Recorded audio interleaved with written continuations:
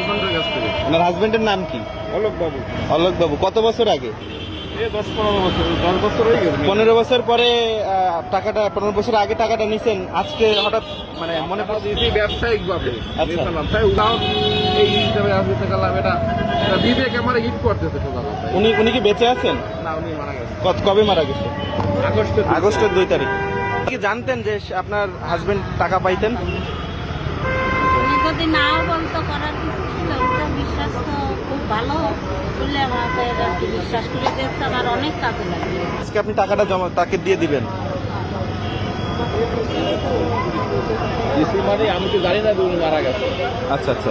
ঠিক আছে, গতকালকে যাওয়ার পরে শুনলাম যে এই ঘটনাটা মারা গেছে।